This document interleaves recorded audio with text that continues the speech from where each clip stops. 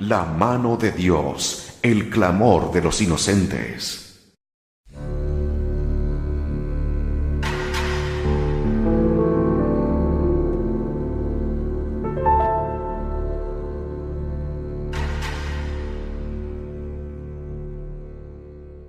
En febrero de 1994, Emanuel y Emanuel publicaron en la Facultad de Medicina de Harvard una extensa revisión de lo que se había escrito a nivel mundial sobre estos temas y concluían lo siguiente: ninguno de los ahorros de costes particulares del final de la vida asociados a las directivas anticipadas, cuidados de hospicio o eliminación de cuidados inútiles son definitivos.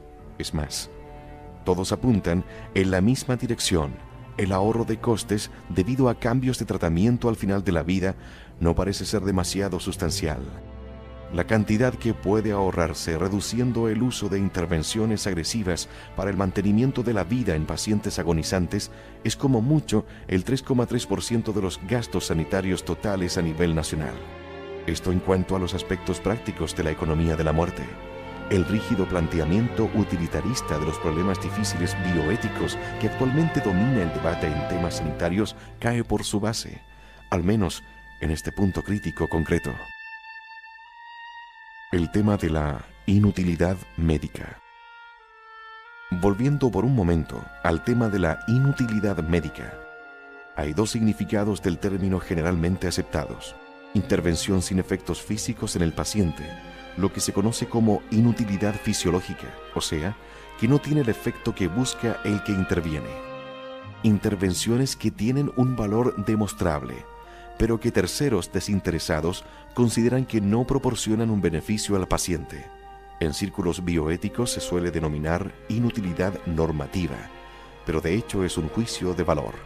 Por ejemplo, se puede prolongar la vida inconsciente con respiración artificial, pero el valor de esa vida está sujeto a debate, lo que nos lleva al escalofriante debate, de moda entre los pensadores de este sector, acerca del valor de la vida. En este clima plutónico, los intelectuales consagrados se introducen tratando de operacionalizar la calidad de vida.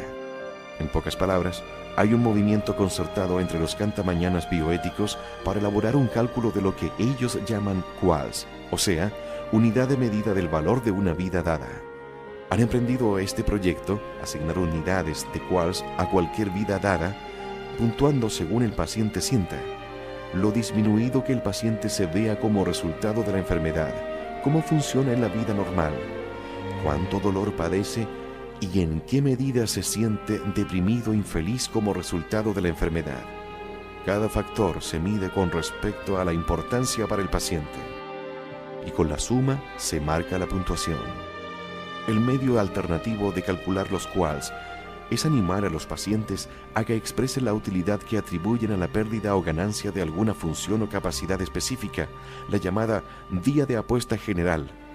En este sistema de puntuación, se le pueden preguntar a uno cosas como: ¿cuántos años de su vida está dispuesto a perder para vivir los restantes sin hospitalizar? ¿Qué sería capaz de abandonar para evitar ese estado? Teóricamente, algunas enfermedades e incapacidades son peores que la muerte. Se puede entonces puntuar al paciente por las respuestas que dé. El proyecto Análisis Coste-Utilidad. ¿Es esto suficientemente terrorífico para usted? Los economistas también han metido sus remos en este mar estigio. Han lanzado un proyecto con el inocente título de Análisis Coste-Utilidad. Es una variante del análisis coste-beneficio. Olvídese de la justicia y la autonomía y juguemos con el utilitarismo puro y sin rebajar. Aquí la utilidad se mide por los beneficios que uno extraiga por cada dólar invertido en cuidados médicos, o sea, cuántos años de vida, QALS, podemos salvar invirtiendo en un nuevo aparato. Los economistas aluden ahora a este asunto como años de calidad ajustados. Por ejemplo, si el empleo de una nueva medicación para el tratamiento de hipertensión sanguínea causa dolores de cabeza, letargo o disfunción sexual, esto tenderá a disminuir los años de vida de calidad ajustada. Y así, un nuevo cálculo de un año funcional con esta medicación bajará a 359 días en vez de 365. O para ponerlo en el escueto lenguaje matemático que tanto aman los economistas, consideremos esta expresión: dólares, partido, años de calidad de vida, ajustada.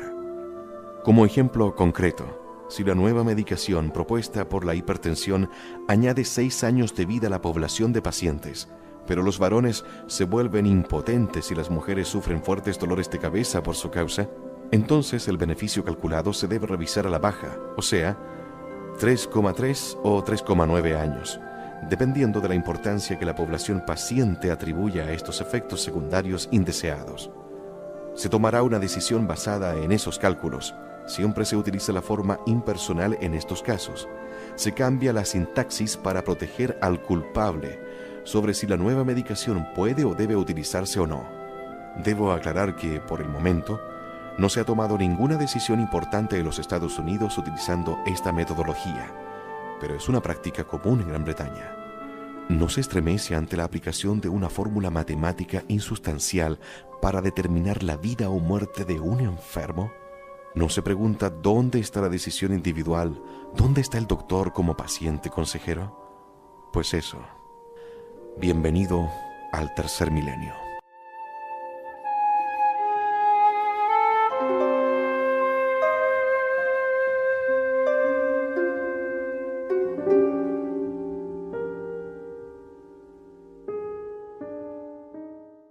Nada se desperdicia. Una carta en la que se cuentan trabajos repugnantes. En 1987, 15 años después de haber dejado el Centro de Salud Reproductiva y Sexual, también conocido como Servicios a Mujeres, es decir, la mayor clínica de abortos del mundo occidental, recibí en el correo la siguiente misiva anónima. 9/10/87. Querido doctor Nathanson, le escribo porque sé que usted ha cambiado de parecer sobre el aborto desde que trabajaba para usted en la clínica de la calle 73 a principios de los 70. Soy católica y sé que estoy pecando, pero todavía creo firmemente que las mujeres deben tener sus derechos reproductivos. Pero lo que está pasando en la clínica en la que trabajo me repugna hasta a mí. Están haciendo aquí muchos tratamientos de segundo trimestre y sé que usted hace poco redactó un documento, Eclipse de la Razón, sobre ello. Pero lo que usted no sabe es que ahora están tratando con algunos hombres de negocios acerca de vender el tejido y otras partes del feto. Les oí por encima hablar la semana pasada, e incluso están cobrando más por tejido cerebral que por brazos y piernas y otras partes. Como decía, creo que la mujer debe tener control sobre su propio cuerpo y por eso el aborto es correcto legal y moralmente, aunque conozco lo que diga la Iglesia, pero creo que vender estas partecitas está mal. No puedo decirle dónde trabajo porque me despedirían y necesito el trabajo y realmente creo que estoy haciendo un servicio a las mujeres, pero esto está llegando demasiado lejos. Postdata. Usted fue siempre un jefe bueno y correcto, y un hombre honrado, y por eso, aunque no estoy de acuerdo con usted en el tema del aborto, todavía conservo un gran respeto por usted. El matasellos era de la ciudad de Nueva York y la palabra personal estaba garabateada a lo ancho de la solapa trasera del sobre.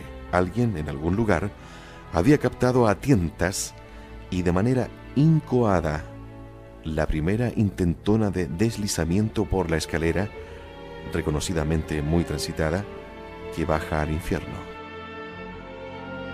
Utilización de tejido fetal para curar enfermedades.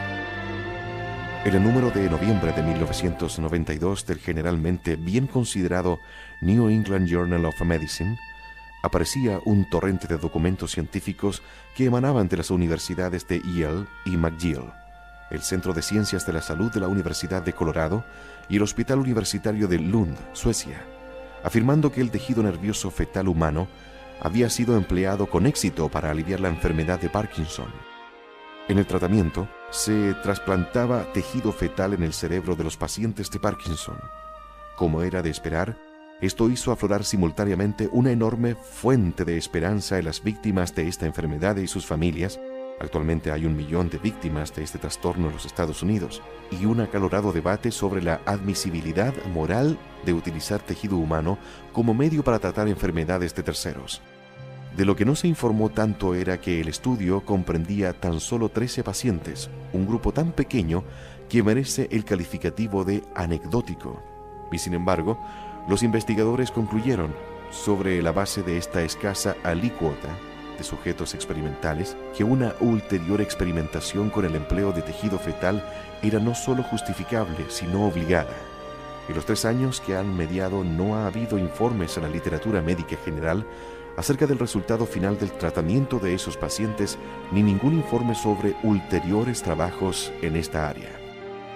La ausencia de informes de seguimiento de estos y otros pacientes similares evocan, lamentablemente, la frenética corriente de interés que han despertado Madrazo y otros tras los informes de sus trabajos sobre los trasplantes de tejido en el cerebro de los enfermos de Parkinson. Aunque provocó una notoria mejoría inicial en su condición, al cabo de un año prácticamente todos los sujetos habían vuelto al estado de estatua viviente. Muchos neurólogos creen que esa mejoría inicial no es causada por alguna propiedad especial del tejido trasplantado, sino que por el trauma y la recuperación de la operación misma. Las heridas de las agujas de inyección estimulan temporalmente la producción de una sustancia neurotransmisora llamada dopamina, la sustancia que escasea en el mal de Parkinson, a cargo de las células y tejidos cerebrales que están recobrándose, creando así la ilusión pasajera de una curación. El paisaje de la historia de la medicina está plagado de curas milagrosas semejantes y de dolorosas decepciones.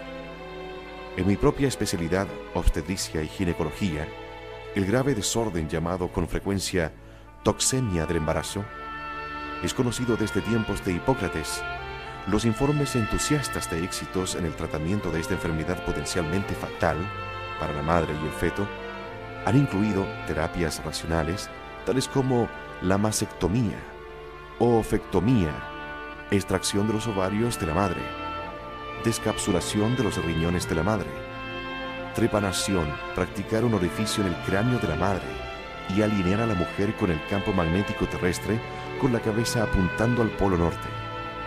La curación de la tuberculosis por el toque de un monarca evolucionó en lo que Ryan, en La plaga olvidada, describe como una ceremonia de vastas proporciones, y cuando Carlos II de Inglaterra estaba en el exilio en Holanda, su toque estaba tan solicitado que un buen número de tísicos murieron aplastados entre la multitud que se afanaba por tocarle. Resulta interesante ver que Samuel Johnson, un hombre de impresionantes credenciales intelectuales, fue uno de los últimos enfermos a los que tocó la reina Ana.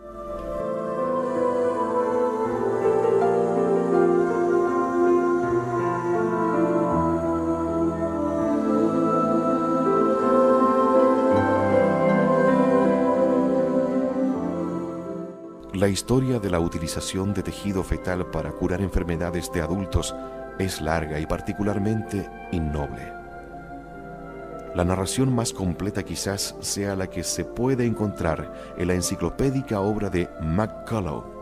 En 1910, Shattuck informó sobre el trasplante experimental de huesos de fetos de conejo en humanos, un estrepitoso fracaso. En 1928, Fischera trasplantó tejido pancreático de 3 fetos humanos en un varón de 18 años con diabetes, pero el receptor murió 3 días después por un coma diabético. En 1935, Selle publicó una serie de artículos describiendo su intento de revertir la diabetes en perros sin el páncreas utilizando fragmentos trasplantados de páncreas fetal humano, y en ese mismo año Willis informó sobre su experimento de trasplantes de tejido cerebral de fetos humanos en ratas. Tras repetidos fracasos, esta línea de experimentación fue abandonada en el cubo de la basura médica durante muchos años. Sin embargo, a finales de los 70, se empezó a informar de experimentos subvencionados por particulares sobre el uso de tejido fetal para el tratamiento de diabetes temprana en adultos. Muchos de los experimentos fueron financiados por la Fundación Kroc, cuya propia financiación corría a cargo de la cadena de hamburgueserías McDonald's. El resultado de esos experimentos fue de nuevo uniformemente decepcionante, y en 1986 se disolvió la Fundación Kroc. Una parte significativa de los fondos remanentes, al disolverse, fue distribuida entre los investigadores en el campo de la experimentación de tejido fetal. Cuando se emplean tejidos de otro para suplir funciones deficientes de los propios, el tejido fetal es el más deseable porque provoca el menor rechazo en el receptor. Cuando se coloca tejido ajeno en el cuerpo propio, el sistema inmunológico trata de destruir el tejido extraño. En el caso de que se coloque tejido fetal, el sistema inmunológico reacciona solo débilmente y el tejido puede seguir funcionando durante semanas o meses. En el caso de trasplante de tejido cerebral fetal en un paciente de la enfermedad de Parkinson, el Medical Letter on Drugs and Therapeutic decía lo siguiente en 1993: no se han detectado serias complicaciones. Y algunos estudios indican que los injertos seguían en funcionamiento un año después e incluso más tiempo. Sin embargo, la mejoría sintomática era desigual, de un síntoma a otro, de un paciente a otro y de un centro a otro, y con frecuencia marginal. Típicamente, estos pacientes todavía tenían signos prominentes de Parkinson, y ninguno pasó a ser asintomático. Sin embargo, la mejoría sintomática era desigual, de un síntoma a otro, de un paciente a otro y de un centro a otro, y con frecuencia marginal. Típicamente, estos pacientes todavía tenían signos prominentes de Parkinson, y ninguno pasó a ser asintomático. Quedan muchas preguntas sin responder sobre esta técnica. No obstante, los defensores de la experimentación con tejido fetal siguen alborotando, no solo por su potencial poder de curar el Parkinson, sino también en el tratamiento de muchos otros desórdenes neurológicos para los cuales no hay por ahora un tratamiento satisfactorio: embolias, paraplegia, enfermedad de Alzheimer, esclerosis múltiple, parálisis cerebral, etc., así como la diabetes. Ya en 1985, el Dr. Kevin J. Lafferty, de la Universidad de Colorado, trasplantó tejido pancreático fetal en 3 adultos diabéticos con un resultado uniformemente negativo, y no se han podido ver mejoras significativas en los últimos 10 años. Por otra parte, ya parece claro que esta tecnología requiere tejidos de fetos recién abortados. En lo tocante a la diabetes, el feto debe ser abortado entre las 14 y las 20 semanas si se quiere que el tejido pancreático extraído del feto sea adecuado y funcional. Hay en este país aproximadamente 1,4 millones de diabéticos que necesitan insulina, y se necesita el tejido de 8 fetos para reponer el páncreas deficiente del adulto que padece diabetes. Y así necesitaríamos abortar 11,2 millones de fetos al año en el período entre 14 y 20 semanas para tratar a todos los diabéticos de los Estados Unidos que necesitan insulina. Actualmente se abortan aproximadamente 120.000 fetos al año en este período del embarazo. ¿De dónde salen los otros 11 millones de fetos restantes que hace falta sacrificar para este fin?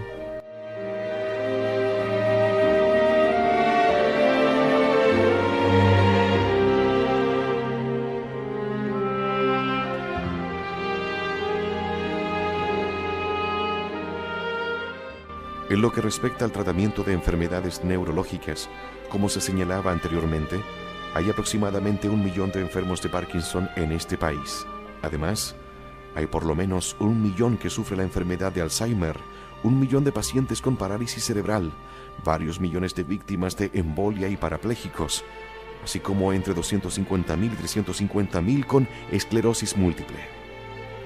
Así tenemos por lo menos 4 o 5 millones de pacientes potenciales a la espera de la terapia del tejido fetal para sus males neurológicos. Teóricamente, para obtener tejido nervioso y cerebral adecuado para cada paciente, debemos abortar 4 fetos entre 9 y 12 semanas.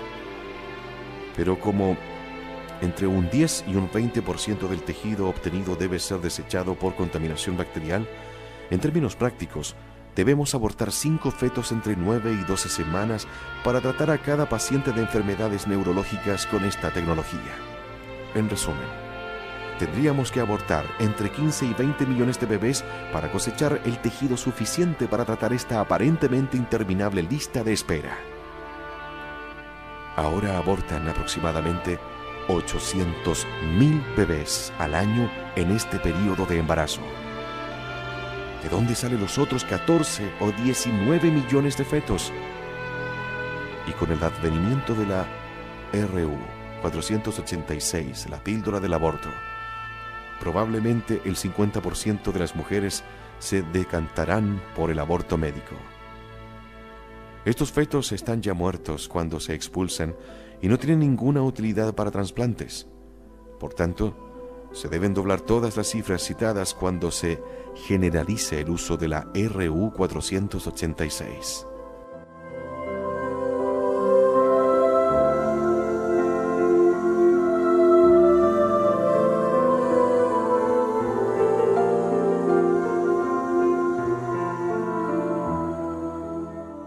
Un planteamiento repugnante: la transacción de tejido fetal humano. La respuesta, por supuesto, es tan simple como repugnante.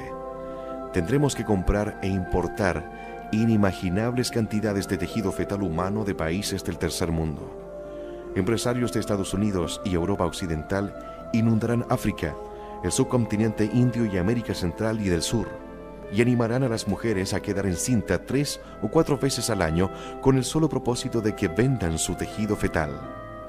La venta de tejido humano está prohibida en los Estados Unidos, pero esas lindeces no se observan en muchos países subdesarrollados.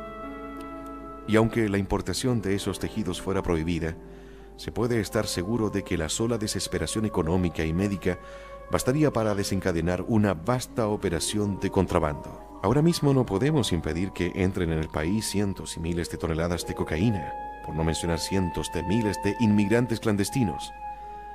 Ya en abril de 1993, la clínica Samsung anunció que planeaba importar tejido fetal de Rusia. Por desgracia, no se revelaron los detalles financieros de la transacción propuesta. En lo tocante a los beneficios potenciales y económicos de esta tecnología, piénsese que el desplazamiento de tejido cerebral fetal en un paciente de la enfermedad de Parkinson no es algo tan sencillo como pinchar una aguja en el cráneo del paciente e inyectar las células. Primero, se debe explorar a los pacientes adecuados para esta técnica. Los médicos, enfermeras y técnicos de laboratorio necesarios en esta fase de la operación están todos bien pagados.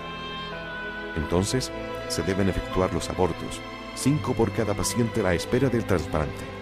Y por supuesto, los médicos abortistas y personal de clínicas y hospitales reciben el pago de sus servicios.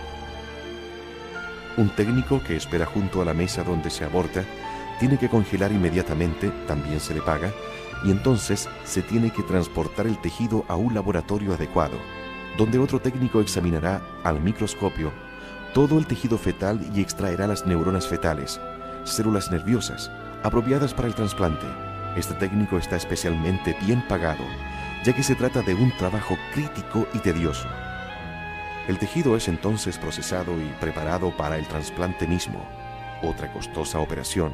Mientras tanto, preparan al paciente para el trasplante médico, enfermeras, auxiliares de enfermería, personal de mantenimiento, asistentes sociales y consejeros para el paciente y su familia. Todo ello figurando como partidas elevadas en los libros de cuentas. El trasplante mismo puede efectuarse por guía con escáner CT, una técnica especial y muy cara de rayos X, a cargo de un neurocirujano que no sale barato, enfermeras especialistas de quirófano y técnicos de rayos X, quizás la fase más costosa de la tecnología, con el concurso de un anestesista, más dólares. Se traslada entonces al paciente a un área de recuperación donde le atienden enfermeras y médicos especialmente preparados para advertir efectos adversos del tratamiento y para saber cómo se solucionan, más dólares aún. Finalmente, se debe observar al paciente a corto y largo plazo para comprobar la eficacia del procedimiento. Cualquier efecto negativo a largo plazo, alteraciones de personalidad, hemorragias cerebrales, infecciones cerebrales, etc., que suponen de nuevo un sustancial desembolso monetario. El paciente puede necesitar un segundo trasplante si el primero no alcanza la pequeña área designada, y la lista se repite. ¿Cuánto costaría uno de esos procedimientos? Pongamos $50,000 de entrada y entonces multipliquémoslo por 5 millones, el número de sujetos potenciales para un trasplante de tejido cerebral fetal en lista de espera, de un total de $250 millones. Y todavía no hemos empezado a hablar de los números de los trasplantes pancreáticos fetales para diabéticos. Los trasplantes de médula e hígado utilizando tejido fetal o los trasplantes de células troncales de feto a feto en el útero para fetos que genéticamente van a sufrir el síndrome de Hurley, una anomalía del tejido conjuntivo, anemia de células falciformes y un buen grupo de enfermedades de transmisión genética que podrían tratarse con trasplante de células troncales de un feto a otro. ¿Es este un destino razonable de recursos limitados, sobre todo teniendo en cuenta la dudosa eficacia de esta tecnología? Claramente no.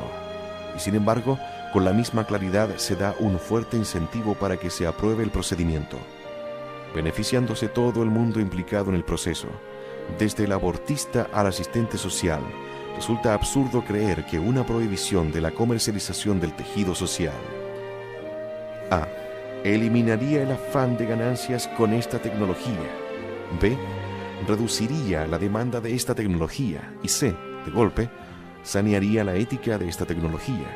Si no se puede comprar ni vender el tejido, entonces es claramente un procedimiento aceptable éticamente.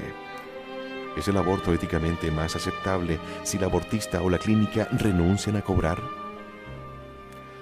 Si necesitamos más o menos 12 millones de cadáveres fetales en el periodo entre 14 y 20 semanas para tratar a todos los diabéticos del país con trasplantes de tejido pancreático fetal, ¿por qué íbamos a desperdiciar lo que queda del feto?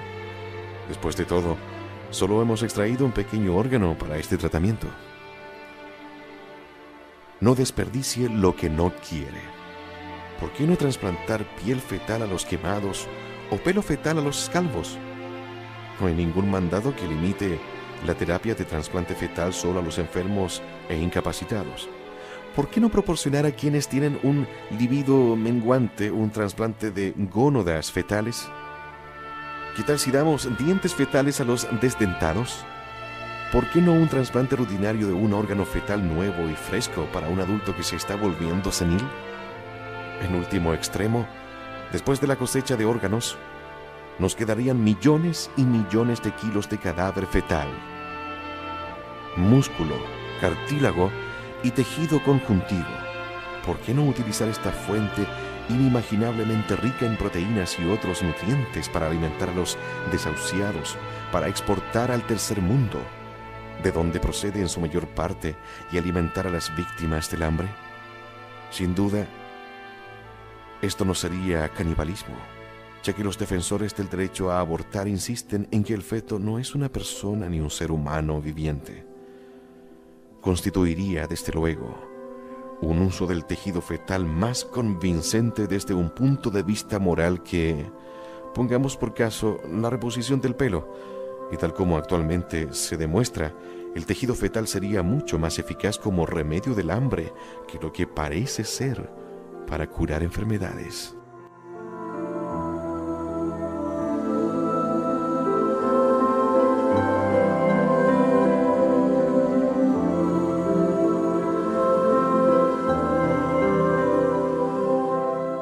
Las expectativas de beneficio real, al menos único y sustancial, de la investigación sobre terapia con tejido fetal son lo suficientemente tenues como para hacer que uno se pregunte por los motivos de quienes la defienden.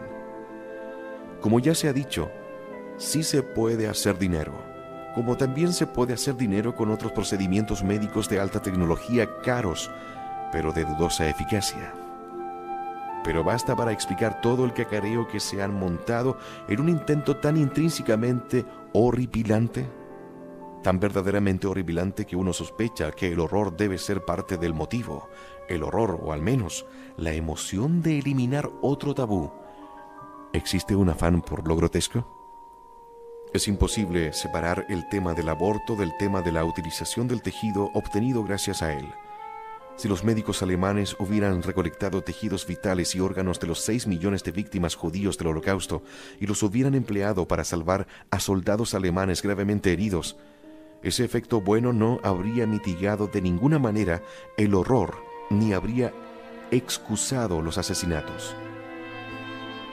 Entre agosto de 1942 y mayo de 1943, bajaron a los prisioneros varones del campo de concentración de Dachau a una piscina helada para recoger información sobre la hipotermia que pudiera ser potencialmente útil para el diseño del vestuario y equipo de los soldados alemanes en temperaturas extremas. Se mantuvo a estos sujetos de investigación hasta 7 horas en el agua helada, y un tercio de los sujetos murieron durante los experimentos. El doctor Joseph Mengele, de 1943 a 1945, realizó experimentos con gemelos, enanos y otros prisioneros con anomalías genéticas variadas, y se amasó un considerable conjunto de datos con estos experimentos. Dejando a un lado el tema del diseño científico de los experimentos, seriamente defectuoso en su mayor parte, y la validez y fiabilidad de las conclusiones extraídas con estos datos, frágiles en el mejor de los casos y muy poco de fiar en el peor, el modo de llevar a cabo los experimentos y la recogida de datos estaba tan irreparablemente viciados que la conciencia ordinaria prohíbe la utilización de esos datos. Así, por ejemplo, en marzo de 1988, Lee Thomas, jefe de la Agencia de Protección Ambiental, suprimió de un informe la agencia relativo a un determinado gas tóxico todo dato adquirido por los nazis en experimentos con gases tóxicos sobre sujetos de los campos de concentración. En todo artículo que trata sobre la eficacia de trasplantes de tejido fetal, hay siempre un abortista que figura como coautor. Más aún, no hay duda de que la utilización médica de tejido fetal hará que aumente el número de abortos, incluso sin tomar en consideración la posibilidad real, por otra parte, de las granjas fetales del tercer mundo. Ha sido experiencia mía basada en 75.000 abortos, que una gran parte de las embarazadas sigue con dudas hasta la misma puerta de la clínica abortista. Esto cuenta para el éxito que tienen los consejeros callejeros en disuadir a tantas mujeres de entrar a las cámaras del aborto.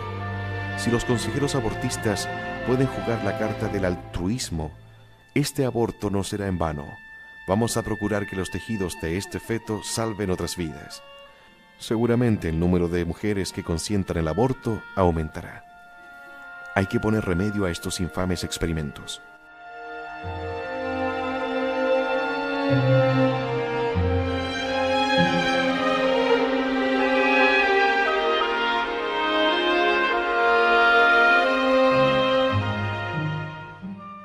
El ser humano es un fin, no simplemente un medio.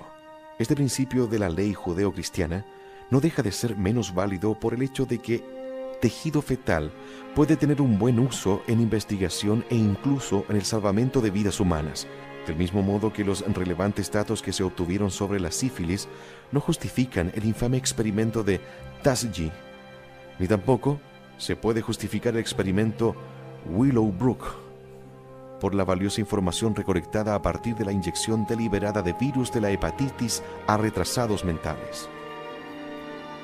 La ley del hijo de Sam del estado de Nueva York prohíbe a los delincuentes de clase A sacar beneficios de su actividad criminal. Por ejemplo, lo que un criminal saque de la venta de un libro sobre el crimen revierte en el juzgado y, en última instancia, en la familia de la víctima. En resumen, el agente del delito pierde todo derecho a un beneficio que proporcione ese delito. De modo semejante, puede que una madre no pueda vender su feto abortado, pero eso no será obstáculo para sacar otros beneficios económicos disfrazados como parte del procedimiento, precisamente lo mismo que sucede ahora con el mercado libre de adopciones. Más aún, la prohibición de la venta o negación con este tejido no santifica a priori esta tecnología.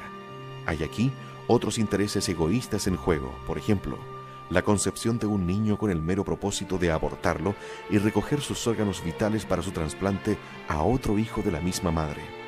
Esto no carece de precedentes. Por citar solo un ejemplo, está el caso Ayala en California. en el que una pareja de mediana edad con un hijo muriendo de leucemia concibió otro hijo con el solo propósito de extraer la médula ósea del recién nacido para trasplantar al hijo enfermo. Se realizó con éxito. El tejido cerebral fetal es primitivo y relativamente indiferenciado. No deja de ser razonable adelantar que proliferarán los trasplantes de ese tejido en cerebros de adultos, produciendo cambios mentales en el cerebro original.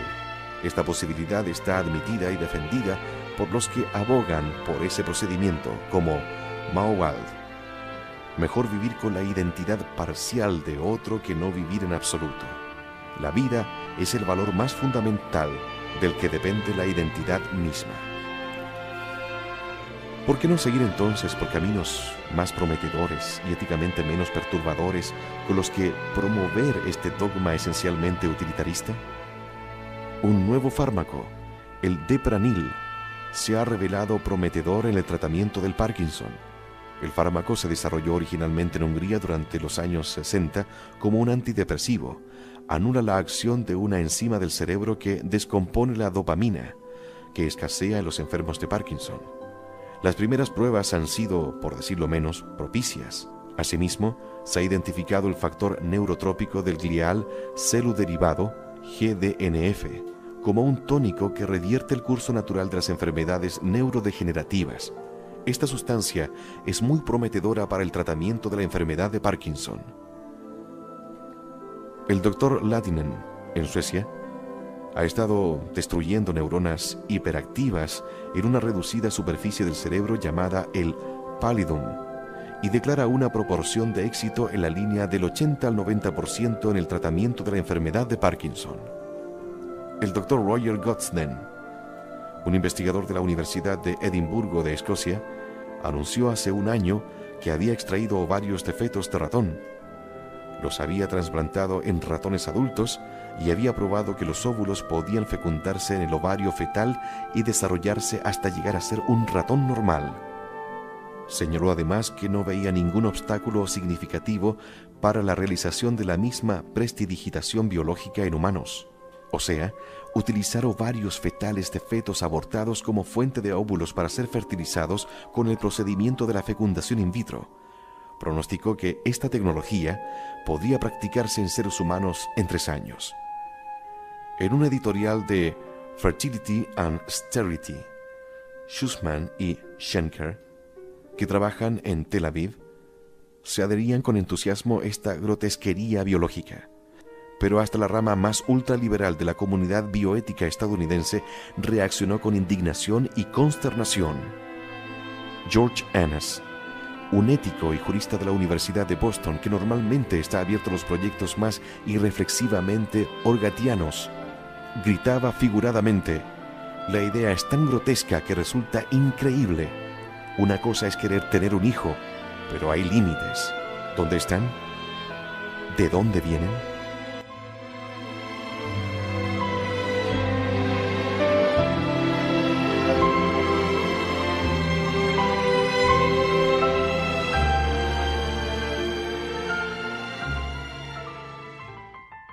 La mano de Dios, el clamor de los inocentes. El siniestro mundo de la industria del asesinato de inocentes a través del testimonio de conversión del Dr. Bernard Nathanson.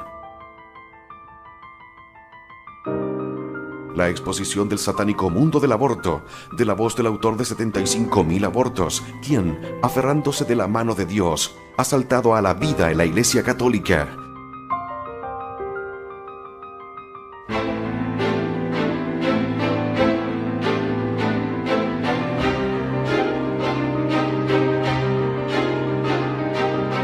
El poder de la evidencia científica y la oración, unidos en este excepcional testimonio de horror y redención.